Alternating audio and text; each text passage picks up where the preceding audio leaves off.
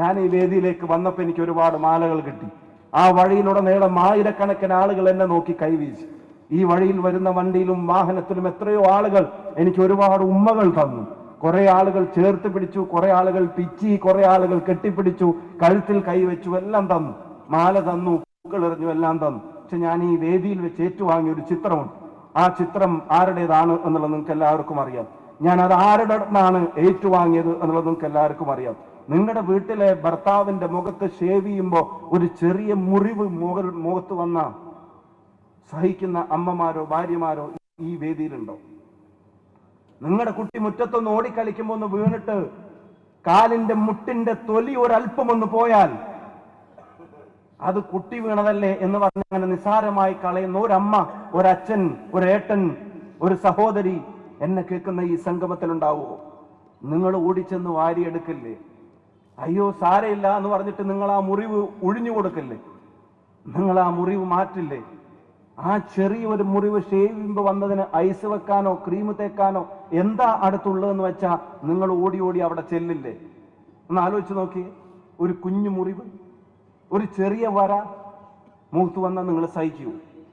ഒരു ചെറിയ വര മുഖത്ത് വന്നാൽ സഹിക്കാൻ കഴിയാത്ത മനുഷ്യരുടെ മുമ്പിലാണ് ഒരു മനുഷ്യനെ 51 തവണ ചില കാബാലികർ ക്രൂരമായി വെട്ടുന്നതും കൊല ചെയ്യുന്നതും. നിങ്ങൾ ആലോചിച്ച് നോക്കണം. 51 തവണ ഒരാളുടെ മുഖത്ത് വെട്ടേൽക്കണമെങ്കിൽ ഒരാളെ കൊല്ലാൻ ചിലപ്പോൾ ഒരു കുത്തു മതിയായിരിക്കും, ഒരാളെ കൊല്ലാൻ ചിലപ്പോൾ ഒരു ബ്ലേഡ് മതിയായിരിക്കും, ഒരാളെ കൊല്ലാൻ ചിലപ്പോ ഒരു വെട്ട് മതിയായിരിക്കും.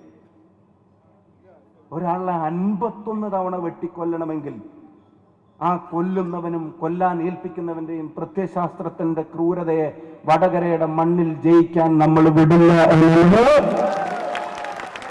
ഈ നാടിന്റെ ജനാധിപത്യ ബോധമുള്ളവൻ എടുക്കേണ്ട തീരുമാനം തന്നെയാണ്. ഞാൻ ആരിൽ നിന്നാണ് ആ ചിത്രം ഏറ്റുവാങ്ങിയത്?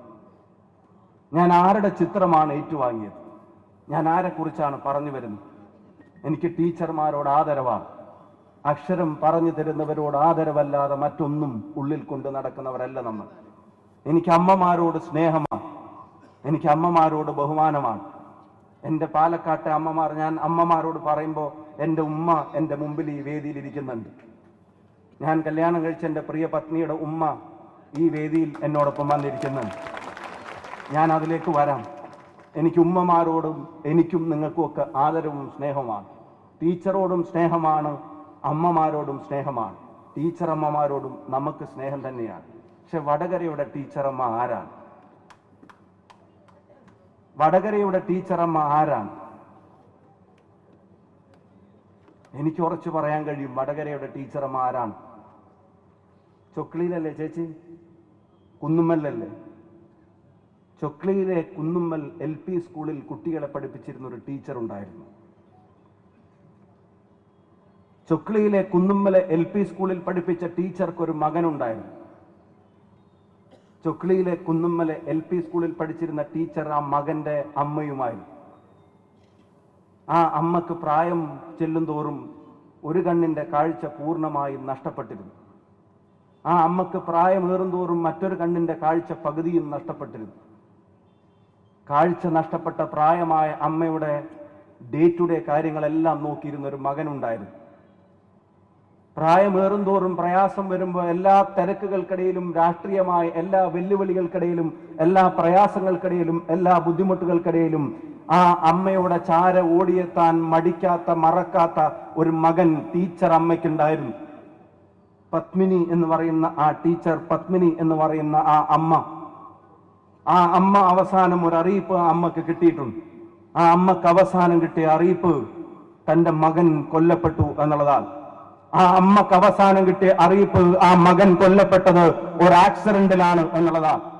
ആക്സിഡന്റിൽ കൊല്ലപ്പെട്ട മകന്റെ മൃതദേഹം കാത്തിരുന്ന അമ്മയുടെ മുമ്പിലേക്കാണ് ഉമ്മൻചാണ്ടി സാർ ഉൾപ്പെടെയുള്ള നേതാക്കന്മാർ അവിടേക്ക് കടന്നു വന്നെങ്കിൽ ആ അമ്മ പിന്നെയാണ് അറിയുന്നത് എന്റെ മകൻ ആക്സിഡന്റിൽ കൊല്ലപ്പെട്ടതല്ല, എന്റെ മകനെ കൊന്നതാണ്, എന്റെ മകനെ കൊല്ലാൻ CPIM എന്ന പാർട്ടി ഉത്തരവിട്ടതാണ്, എന്റെ മകനെ കൊല്ലാൻ ഒഡിശ്വരിമാരെ പോലുള്ള ക്രിമിനലുകൾ അവിടെ കാത്തുകെട്ടിക്കിടന്ന് പ്ലാൻ ചെയ്ത മർഡറാണ് എന്ന അമ്മ അറിഞ്ഞിട്ട് അത് ഉൾക്കൊള്ളാൻ കഴിയാത്ത, താങ്ങാൻ കഴിയാത്ത വേദനയിൽ നീറിക്കൊണ്ടിരിക്കുമ്പോ മൃതദേഹം അവസാനം ആ വീടിന്റെ മുറ്റത്തേക്ക് കടന്നു വന്നപ്പോ അവിടെ കടത്തിയ മൃതദേഹം കാഴ്ച പരിമിതിയുള്ള ആ കണ്ണുകൊണ്ട് കണ്ടിട്ട് മനസ്സിലാവാതെ അവിടെ കിടത്തിയിരിക്കുന്ന മൃതദേഹത്തിൽ കയ്യൊന്ന് ഓടിച്ചപ്പോ മുഖത്ത് പാടുകൾ തൊട്ടിട്ട് എന്റെ മകനല്ല എല്ലാ കഴുത്തിൽ വലിച്ച പത്മിനി അമ്മയാണ് ഈ വടകരയുള്ള ടീച്ചർ എന്ന്